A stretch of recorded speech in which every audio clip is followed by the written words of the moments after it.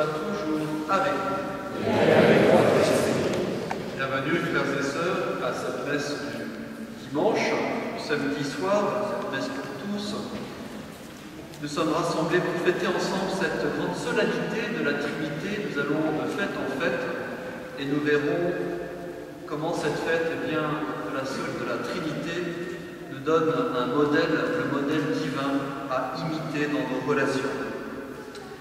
Frères et sœurs, commençons à célébrer cette Eucharistie en reconnaissant très simplement que nous sommes pécheurs et que nous avons sans cesse besoin d'être purifiés et guéris. Je confesse à Dieu Tout-Puissant, je reconnais mon frère, que je péché en pensée, en parole, par action et par omission. Oui,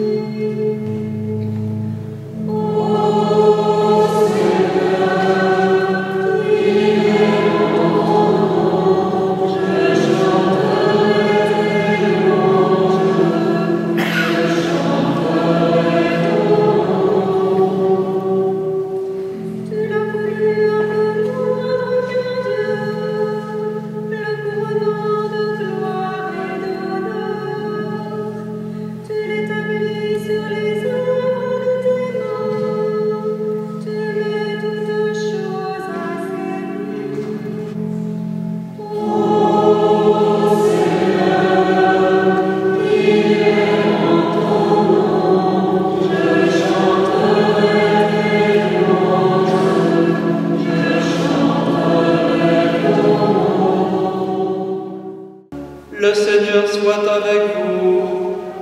Et avec votre esprit. Évangile de Jésus-Christ selon saint Jean. Gloire à toi, Seigneur. À l'heure où Jésus passait de ce monde à son Père, il disait à ses disciples: « J'aurai encore beaucoup de choses à vous dire, mais pour l'instant, vous n'avez pas la force de les porter. Quand il viendra, lui, l'Esprit de vérité, il vous guidera vers la vérité tout entière. En effet, ce qu'il dira ne viendra pas de lui-même. Il redira tout ce qu'il aura entendu, et ce qui va venir, il vous le fera connaître.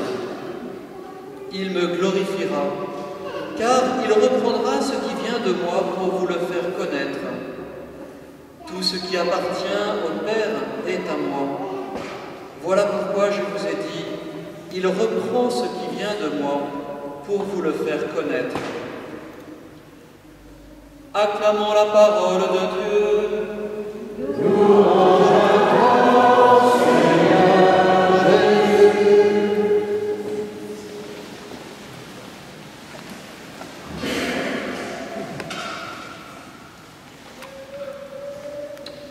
Nous sommes réunis ce soir pour célébrer ensemble cette messe de la Sainte Trinité. Nous sommes également réunis ce soir puisque nous partons demain matin de bonne heure pour protester contre une loi injuste. Et dans cette liturgie, nous pouvons éventuellement regarder comment ce qui nous est donné peut éclairer notre marche de demain. Vous l'avez remarqué, les trois textes, les trois passages, en fait, sont traversés par une figure, au début un peu mystérieuse, et puis qui s'éclaire avec le Christ. Cette figure, c'est celle qui est décrite dans le livre des Proverbes, la sagesse.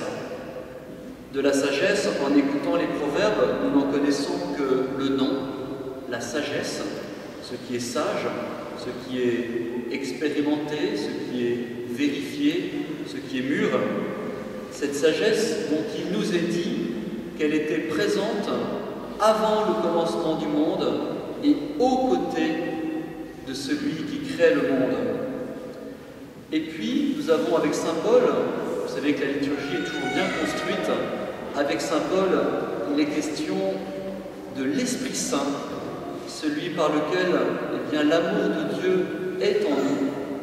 Et enfin, de l'Esprit Saint, nous avons avec l'Évangile l'Esprit de vérité. Ainsi, nous voyons que de part en part, la liturgie de cette Sainte Trinité est traversée par une figure, celle de la sagesse, celle de l'Esprit de vérité, celle de l'Esprit Saint. Au fond, trois figures pour dire l'Esprit de Dieu. Cette sagesse, et cela peut au fond nous habiter dans cette journée de demain, cette sagesse, nous voyons qu'elle est présente avant le commencement du monde, avant que les montagnes ne soient fixées, raconte de façon poétique le livre des Proverbes, avant que les montagnes soient fixées, je fus enfanté. Quand les abîmes n'existaient pas encore, qu'il n'y avait pas encore les sources jaillissantes, je fus enfanté. Avant les siècles, j'ai été fondé dès le commencement. Et enfin, j'étais à ses côtés, aux côtés du Créateur, comme un maître d'œuvre. Ainsi, nous voyons et nous pouvons retenir qu'au point de départ de notre histoire, l'histoire de la création, il y a un Dieu qui n'est pas un, mais déjà deux. Il est question de Dieu et à ses côtés de la sagesse. Et nous voyons que cet Esprit Saint qui plane au-dessus des eaux, qui aide le Créateur, cet Esprit Saint porte ce nom donné par Dieu de sagesse. En préparant cette homélie et en essayant de voir le lien au fond entre la Sainte Trinité et puis ce que nous allons vivre demain, je relisais un passage du Concile au sujet de la sagesse qui disait « mais plus que toute autre époque, c'était déjà il y a 50 ans, notre époque a besoin de la sagesse pour humaniser ses propres découvertes, quelles qu'elles soient. L'avenir du monde serait en péril si notre époque ne savait pas se donner des sages. Ainsi, la science, la politique est appelée à s'unir avec la sagesse. Et Jean-Paul II ajoutait dans Familiaris Consortio, ce très beau passage sur le couple, c'est l'alliance avec la sagesse qui doit être fortement scellée à nouveau dans la culture contemporaine. Et il ajoutait, toujours Jean-Paul II, prophétique, c'est dans cette fidélité à cette alliance avec la sagesse, donc avec l'esprit de vérité, que nous pouvons, nous catholiques, exercer une influence positive sur la construction d'un monde plus juste. Nous y sommes, en plein dedans. Alors, peut-être aujourd'hui, nous entendons ce passage qui fait référence à cette sagesse. Nous pouvons rappeler que nous sommes porteurs d'un héritage incroyable. Nos hommes politiques pensent en quinquennat, en septennat. Nous pensons en millénaire. Et vous voyez, Jean-Paul II a osé écrire à l'approche du nouveau millénaire.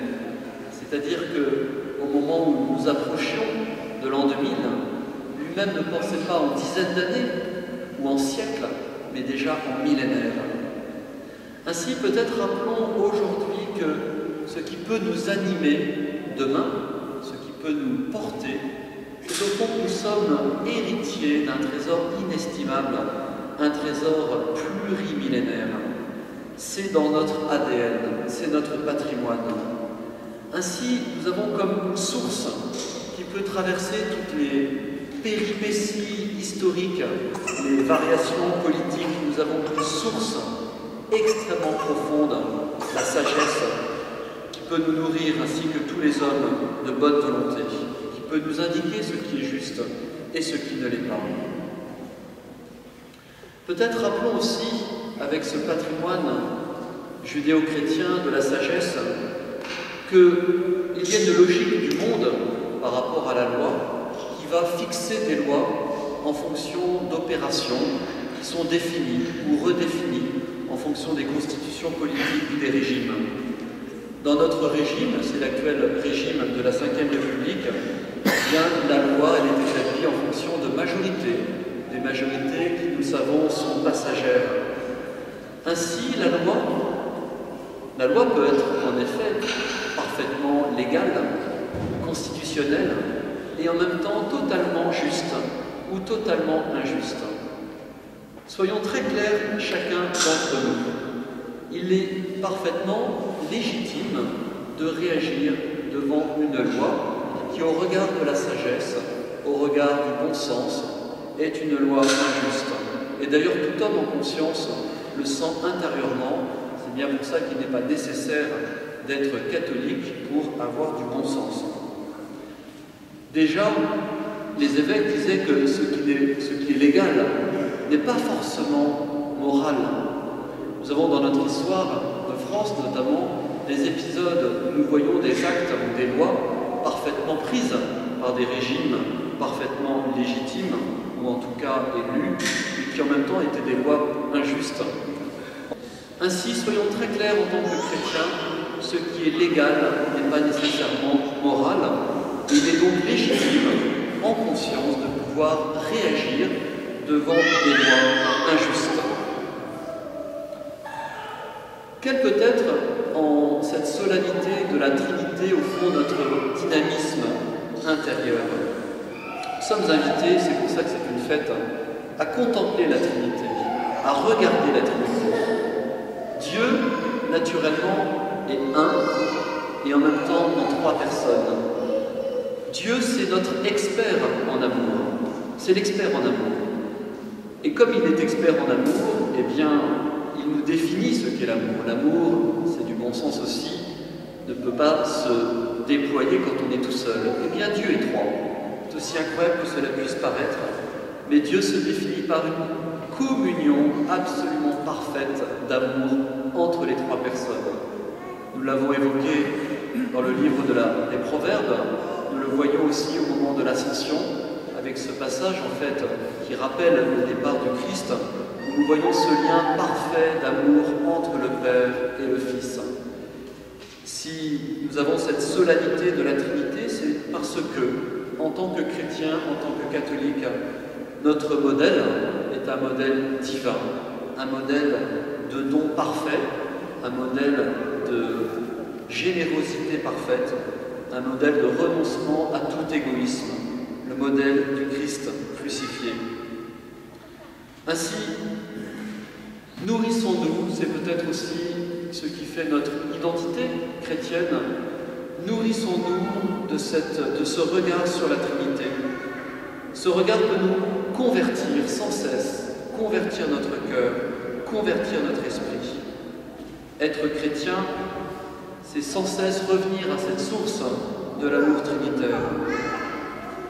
Enfin, il y a peut-être la spécificité de notre dynamisme. Nous l'entendons tout à l'heure, nous l'entendons avec Saint Paul.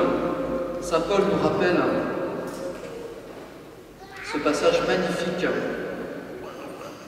L'espérance ne trompe pas, puisque l'amour de Dieu a été répandu dans nos cœurs par l'Esprit Saint qui nous a été donné. Au fond, nous pourrions apprendre par cœur cette phrase, tellement elle est belle, et tellement, au fond, elle caractérise notre noyau intérieur. L'amour de Dieu est répandu dans nos cœurs par l'Esprit Saint qui nous a été donné. Oui, frères et sœurs, nous sommes donc héritiers de cette sagesse, héritiers plurimillénaires de cette sagesse, oui. Et nous sommes nourris depuis notre baptême par l'Esprit Saint qui est l'Esprit de vérité qui habite en nous. Cet esprit de vérité qui ne cesse de répandre, de faire circuler des fleuves d'amour. Ainsi, en cette veille de marche, de protestation, nous sommes invités à ne jamais séparer l'amour, la charité de la vérité. Laissons-nous conduire par cet esprit de vérité, tendons vers la vérité pour notre pays, pour nos familles, pour nous-mêmes, tout en étant nourris profondément de la charité. S'il me manque l'amour, je ne suis rien, nous rappelle saint Paul.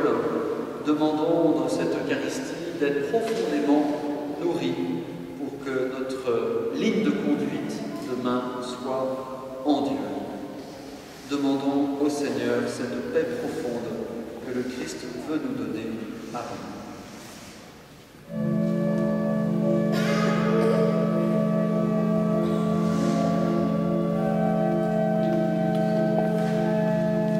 Dieu notre Père, soutiens ton Église, conforte tes serviteurs, tous ceux qui croient en toi et proclament à nos frères que tu es présent et que tu les aimes.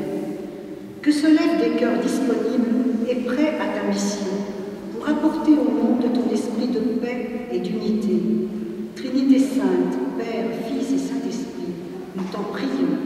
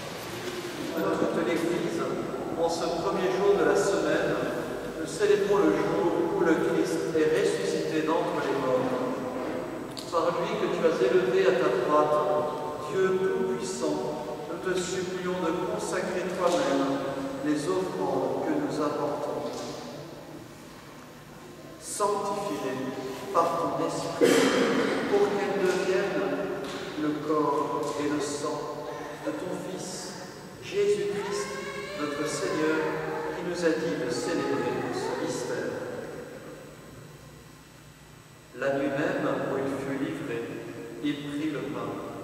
En te rendant grâce, il le bénit, il le rompit et le donna à ses disciples en disant : Prenez et mangez-en tous, ceci est mon corps livré pour vous.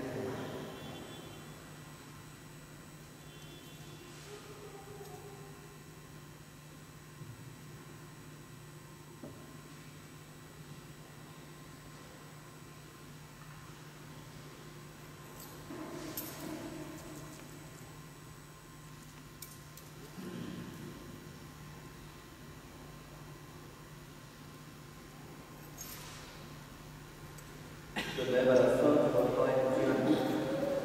En te rendant grâce, il la bénit et la donna à ses disciples en disant : Prenez et buvez-en tous. car ceci est la coupe de mon sang, le sang de l'alliance nouvelle et éternelle, qui sera versé pour vous et pour la multitude en rémission des péchés. Vous